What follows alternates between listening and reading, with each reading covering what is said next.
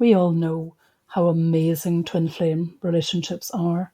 They are not like any other relationship. They're nothing like a normal relationship you've experienced in the past. It is about the connection between souls. It is about being the two halves of the one soul coming together. So final fulfillment and spiritual development, being accepted in everything that you are and everything that you do, and accepting your twin flame in the same way. That incredible emotional frequency and touch is unlike anything else you experience. Sadly, the other half of that, the other side of that, is that at times they can be quite painful relationships because they're so difficult to achieve that perfect union. And at times separation gets in the way. There are phases of separation, and for some twin flames, permanent separation. It's not unusual. For most relationships, they face some of it, and there's a number of reasons why that happens. When it does, it's incredibly difficult.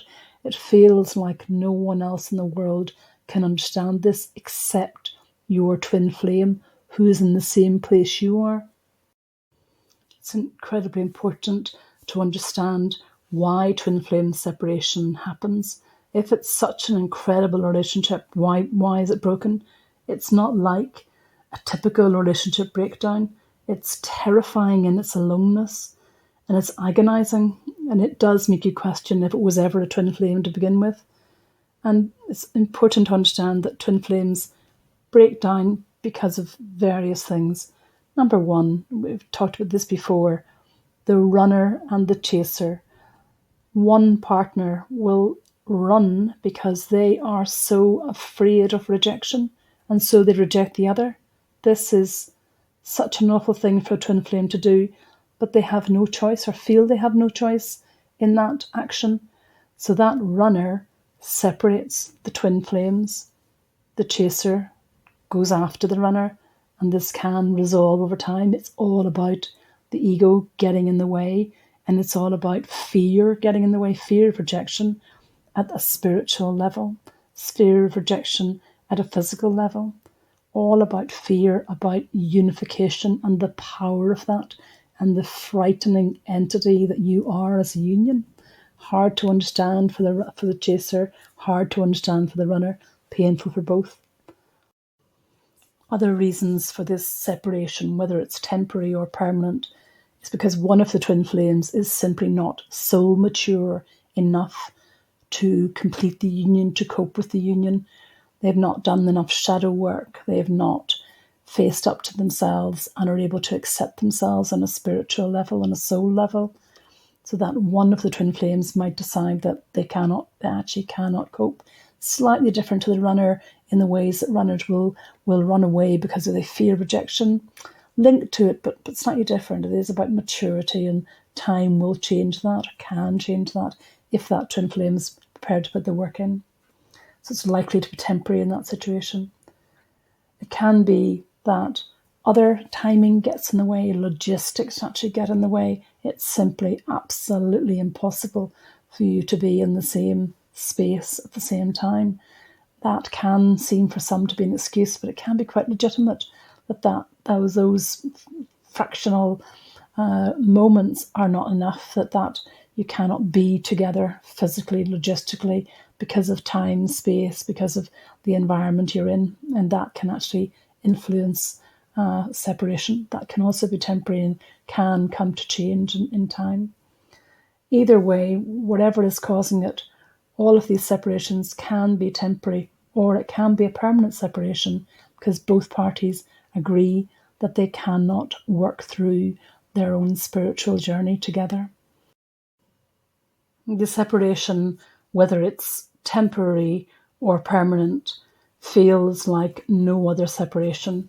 It feels like you're holding tight to shards of glass, and that sheer pain is going right through your soul. It feels like you're being sucked into a vortex upon which you have no control and no idea if you're ever going to come out again.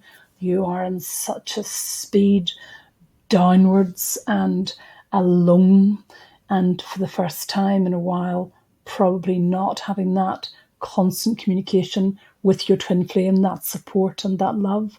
So it feels incredibly alone, and that aloneness is what destroys us. That intensity of grief, that intensity of feeling, that feeling that it will never end, and that all of the work that you've put in together and the hope and the desire you had for this to be your final unification isn't happening, dissolves in front of you. Such pain. It will feel like there is no recovery from this separation. There is no healing. There is no fix. Whether it's temporary or permanent, you have to trust me that you can heal and you can grow through this separation. The twin flame relationship can grow through this separation and often does. So the first thing you have to do is accept that you can heal. Believe me that you can heal. In order to heal, you then have to work out what actually happened, to understand why you have this separation. If you are the chaser, you have to put yourself into the soul and heart of the decision that's made by the runner to flee. What are they afraid of? What acceptance do they not feel you might give or they cannot give themselves? And perhaps extend a hand to help them through their spiritual journey. If you are the runner, the same thing applies. Working on your own shadow self, working on your own spirituality, asking your divine and your higher self to intercede and to help and support you to grow so that you are ready for reunification with your twin flame. It might be that you simply grow stronger through this because you understand each other more, because of the conversations that happen, because of the telepathic comms that continue, this conversation that continues throughout the separation period.